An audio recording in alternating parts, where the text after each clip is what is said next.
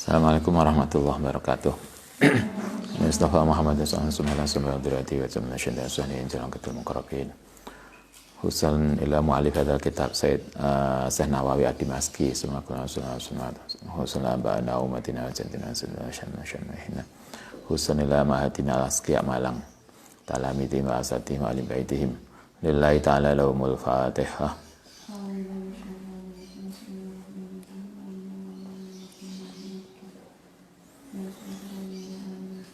Bismillahirrahmanirrahim. Bab ke-19 dari tentang doa-doa khusus. Ini kita bicara tentang doa-doa khusus. Yang bab ke-19, babuma, bab tentang barang yu'awadu, yang dimintai perlindungan bi kelan mas sapa sibyanu, anak-anak wa iruhum. Doa perlindungan untuk anak-anak.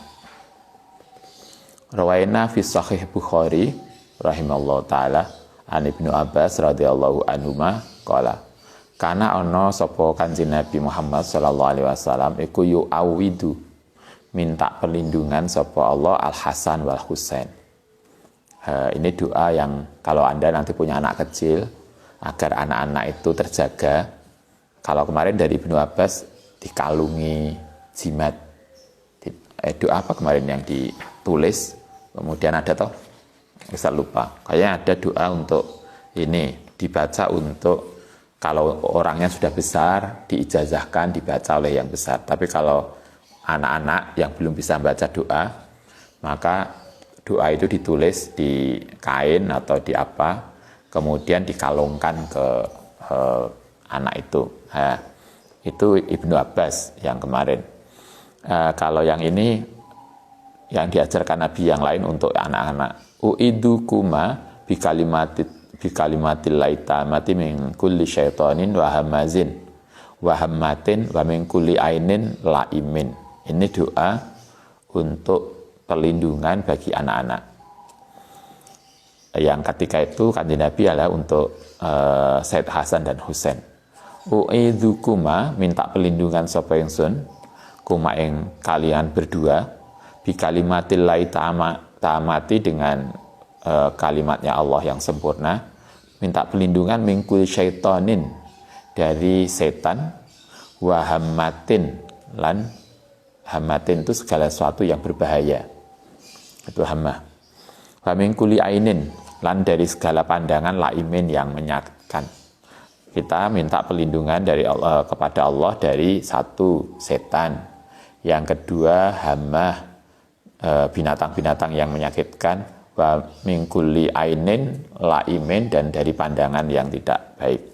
Wa yaqulu, lan dawuh sapa Kanjeng Nabi, inna abakuma, satemene bapakmu, bapak ibumu itu kana ana sapa abakuma iku yu'awidu, minta perlindungan biya kelawan kalimatil laitamati Ismaila wa Ishaq.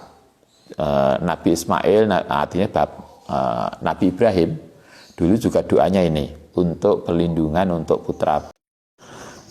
Ini dibacakan untuk anak-anak kita yang masih kecil. U'idzukuma bikalimatil laitamati min kulli syaitanin hamazin wa min kulli ainin laimin. Kalau di ini enggak ada ya di Wiridul Latif yang tambahan, biasanya yang ada cuma min kulli syaitanin terus ayah turun. Itu. Kalau ini ada wahammatin wa min kulli ainin laimin. Ini doa yang dulu dipakai juga oleh Nabi Ibrahim. Doa ini dibaca oleh Nabi Ibrahim untuk putra beliau yaitu Ismail dan Ishak. Kultu matur sapa ingsun Nabi Syekh Nawawi, alhammatu utai lafat hammah di atas itu min kulli syaitonin wa hammatin bitas sidatil mim hammati wa yatu kulli kullu dzati sumin, yaitu dari segala sesuatu yang mengandung racun. Yuqatilu, yang bisa membunuh, kal hayati, kaya ular, kaya ulo, anak-anak kecil. Kita minta perlindungan dari segala sesuatu yang enggak baik seperti ular. Wa ghiruma lan liyane. Wal jam'u jama'e lafat hammatu iku hawaim. Oh hawam. Al hawamu jamaknya. Hammatu jamaknya hamamu. Qalu satu. Sebagian orang mengatakan hama itu segala sesuatu yang beracun. Tetapi enggak juga. Waqat yaqau lan kadang bisa dimaknakan apa al hamatu alama yang atasnya barang ya dibu yang melata minal hayawani saking binatang wa ilam yaktul senajan tidak membunuh kal hasarati kaya serangga. Berarti kalau Anda neng rumah akeh apa biasanya di dapur kecoa, Anda bisa ndonga itu sambil disemprot bacon. Nah, itu kan mati toh. Matinya bukan karena dungone tapi karena baikone. Dungo kalau dari serangga atau sesuatu yang mengganggu. Wa minhu hadisu Ka'ab bin Ajas u'adzibuka ayu adiyaka bisa juga bermakna sesuatu yang menyakitkan apa hawa murosika, yaitu apa itu sesuatu yang menyakiti kepala. Al-komlu kutu yang punya kutu banyak nih rambutnya bisa ndonga itu ndonga karo kramas, insya Allah kutunya hilang. Kalau ini doa yang dipakai juga bisa juga untuk membasmi kutu. Basmi kutu aja loh enak ndonga nih. Nah, santri mestinya apa nih? Tapi santri biasanya kan gak ada kutunya toh. Karena kan rajin keramas, rajin resik-resik. Dene akeh yo wallahu a'lam. Ini doa pembasmi kutu, pembasmi serangga. Kayaknya mungkin mbah-mbah dulu ini ya. Saya juga nggak tahu dungane wong biyen itu apa. Mungkin juga ini. Ketika enek hama wereng yang Ustaz sering cerita. Dulu ketika Ustaz masih kecil itu, abah, bapak nganjuk itu lah enek wereng gak diobati. Jadi enek tikus, enek wereng itu jarang beli obat. Poso beberapa hari puasa, kemudian kalau malam ke sawah. Kemudian apa itu? Like orang Jawa dideri ya. Di jalan mubeng. Itu wereng, tikus itu hilang, ngalih. Nah, mungkin ini juga doanya. Ini doa ini dipakai untuk kita menjaga diri dari segala sesuatu yang membahayakan. Baik dari setan, dari pandangan yang enggak suka, atau dari segala sesuatu yang menyakitkan, bahkan sampai kutu di kepala. Itu bisa. Wa amal ainul la'amu, nah, itu kalau hamatin itu bisa dari kutu. Ainul almatu itu apa? Waya bisa dilmimi, ya iku alladzi tusibu. Yang ngenani ma barang nadzarat yang melihat apa alati ilai maring ma bisuin dengan segala suatu pandangan yang menyakiti, mungkin intimidasi, ancaman dan seterusnya. Ini doa yang Anda perlu bisa ini. Babu ma yuqalu, kita lanjutkan yang ke-20. Babu ma yuqalu alal huroji. Bab doa kalau Anda kena udunen ala huroji ngatasi bisul. Wal basroti lan apalah ini yang muka itu jerawat. Nah, kalau Anda yang jerawatan ini dungone dungo anti jerawat dan doa anti udunen bisul. Fi babil hadis Aisyah al-ati al-qariban fi babi ma'kulu, nanti ada lebih lanjut doanya. Yaqulu kang ngucap hu ing mas sapa almaridu wa yuqra'u lan dibaca alaihi ngatasima. Ini dibaca nanti di bab setelah ini kita bicara bab ke-6. Bab tentang doa-doa yang dibaca oleh orang yang sakit atau kalau kita lagi jenguk orang sakit. Itu nanti doanya. Nanti akan dijelaskan lagi doa terkait dengan itu. Wa ra'ayna fi kitab Ibnu Sunni an ba'di azwajin Nabi. Salah satu istri Nabi suatu ketika begini, qalat ngendika, kita cuma nggak tahu yang ini hadisnya siapa yang meriwayatkan. Yang penting ini ceritanya salah satu istri Nabi yang curhat. Dahola suatu ketika masuk alai ngatas ingsun sapa Rasulullah sallallahu alaihi wasallam. Waqat kharaja lan teman keluar fi isba'i ing dalam salah satu jari-jarine istri Nabi, mungkin Sayyidah Aisyah atau siapa. Biasanya kan yang cerita-cerita gini Sayyidah Aisyah. Kena kukul, kena udun. Suatu ketika salah satu jari istri Nabi itu basrotun ono ini bisulen. Basrotun sama khurajun itu sama maknanya. Kalau bahasa kita udunan atau apa ya bahasa kita ya udunan ya. Luka agak besar, udun. Tahola alaiya, salah satu jari saya itu kena udun. Fakola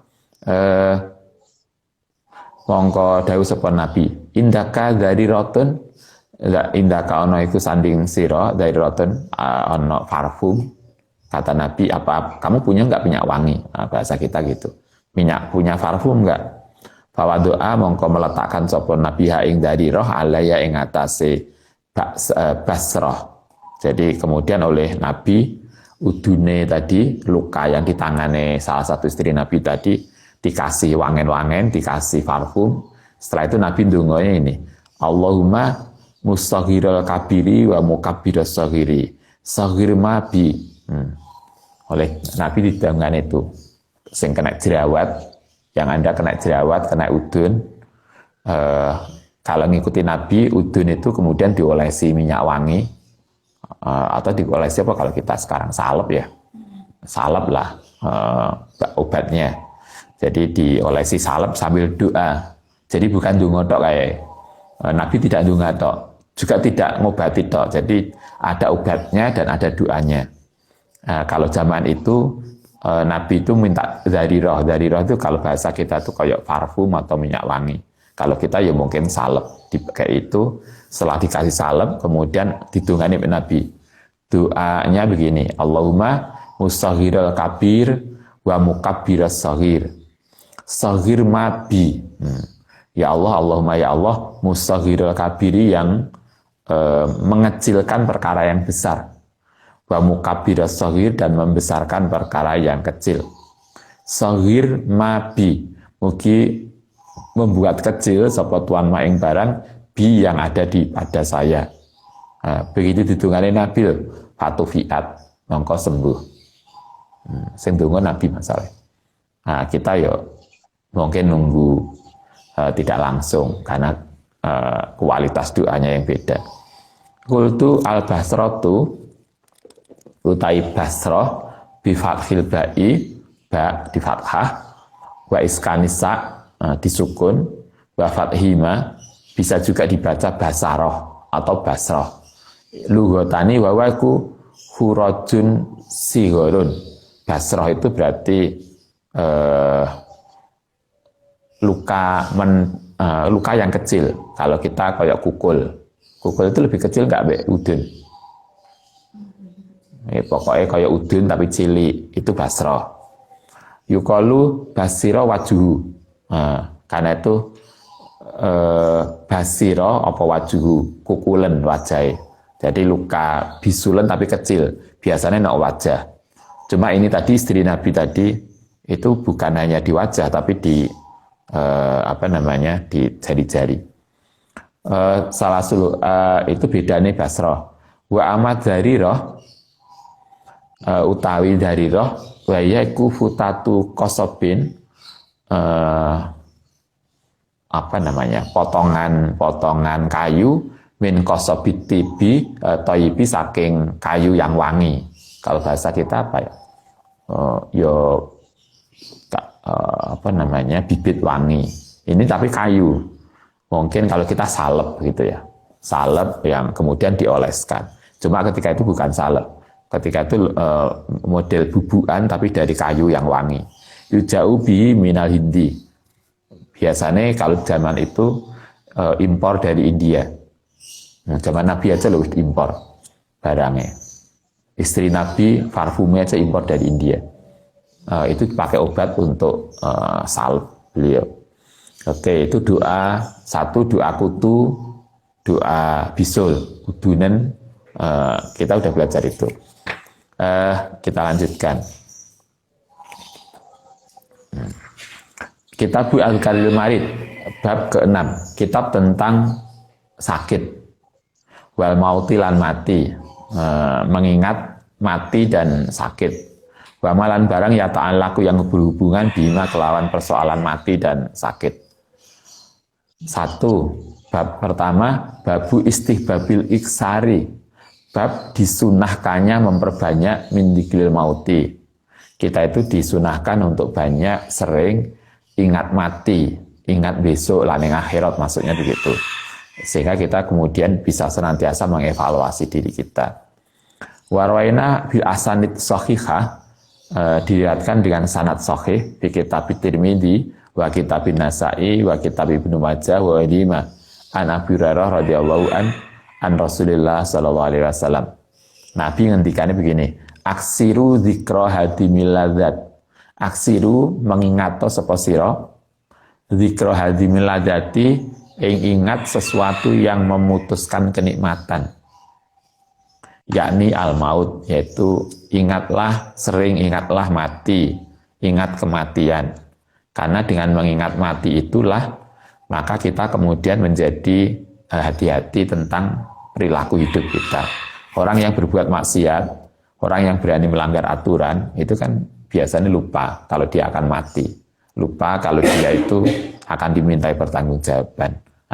Nabi mengatakan, ingatlah sesuatu yang kemudian nanti akan memutuskan kenikmatan, yaitu mati. Babu itu satu, sunnah eling mati.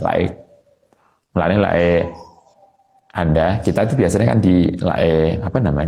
ke kuburan, kemudian mengiringkan jenazah, kita disuruh untuk berpikir, beriktibar dari jenazah itu. Misalnya begini, kita ngiring jenazah, kemudian ketika jenazah itu dimasukkan ke liang lahat, kita bisa berpikir, lah ya sekarang teman kita yang mati. Bagaimana kalau sekarang, andaikan yang mati saya?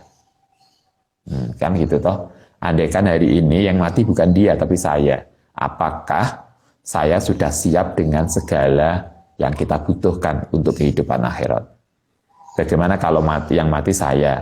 Bagaimana anak dan istri saya? Kalau mati saya, bagaimana suami dan anak-anak saya?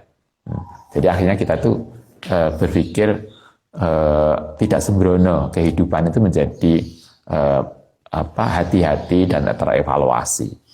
Mati itu satu. Yang kedua, babuma istihbabi su'ali ahlil marid, bab disunahkannya nanya tentang keadaan orang sakit. Jadi kalau ada saudara, Anda punya saudara, kemudian saudaranya sakit, ditanya keluarganya, Mbak, gimana keluarganya sama sing loro? Nah, itu kita disunahkan untuk sering bertanya. Jadi paling enggak itu sebagai bagian dari rasa empati kita. Ojo kok koncone loro wis gak ngopeni. Nanya aja enggak. Justru enggak begitu. Kita disunahkan untuk senantiasa nanya kepada keluarganya.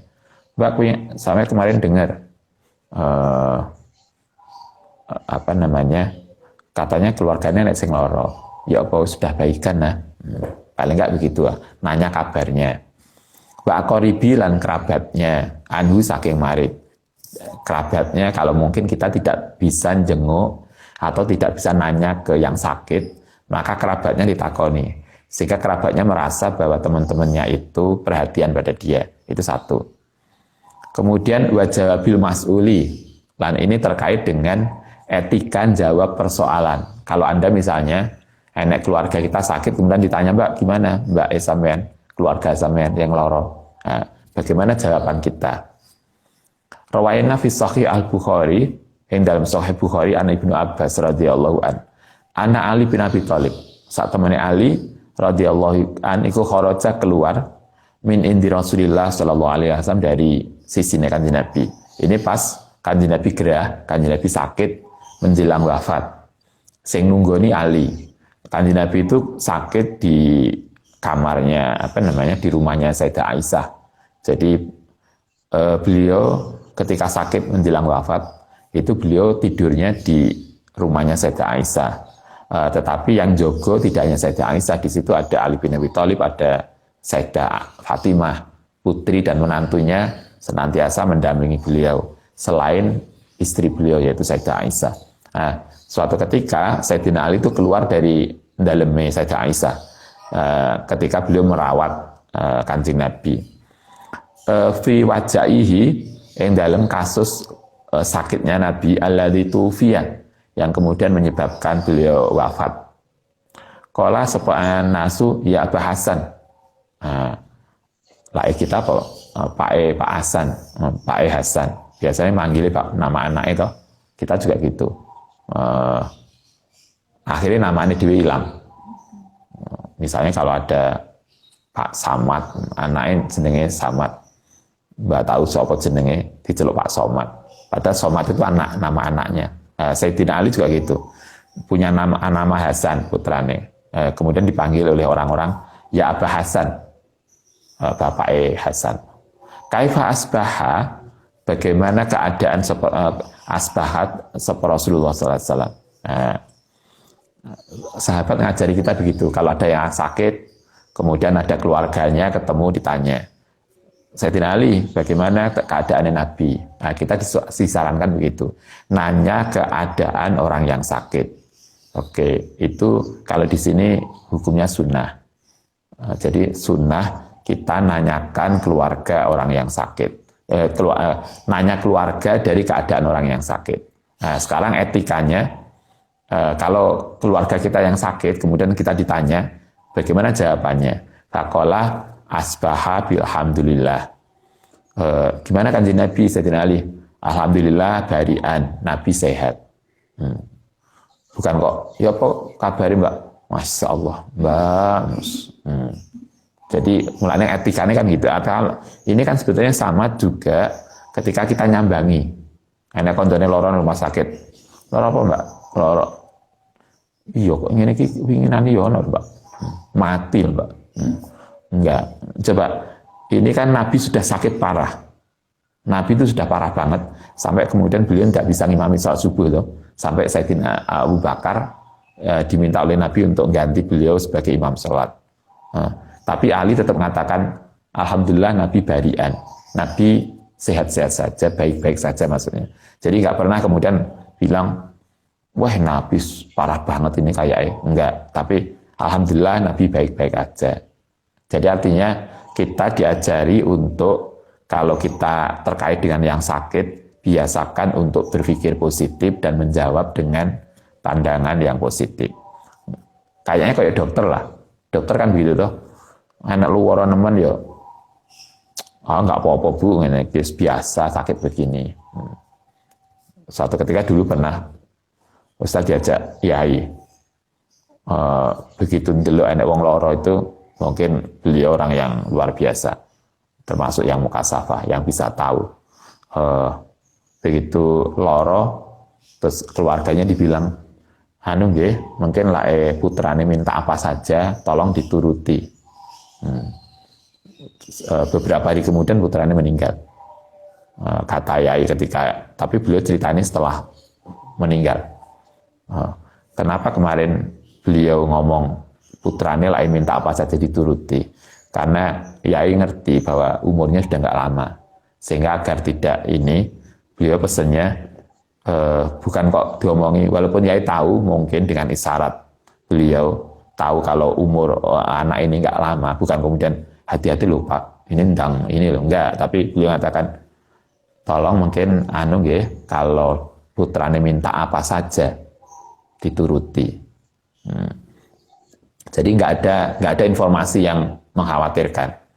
Nah, Sayyidina Ali juga begitu. Walaupun Nabi kondisinya sudah sangat parah, tapi Ali tetap mengatakan alhamdulillah barian.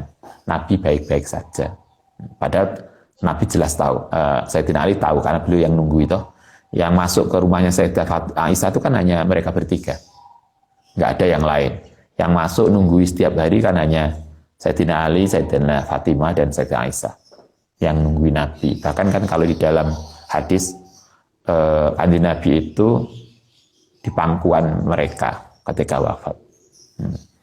Itu artinya walaupun tahu kondisi nabinya kayak begitu, tapi Nabi Ali itu mengatakan alhamdulillah barian.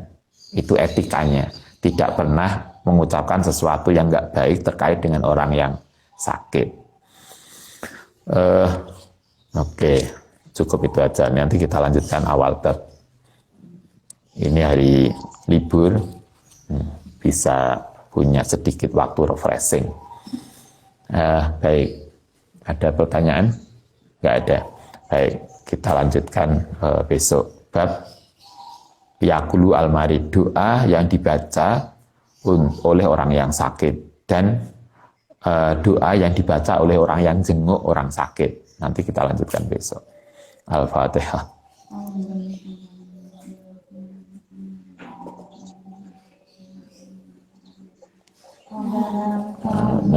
Bima lamdana rabbil alimna ladhi fauna rabbil fakihna wa kaki alana wa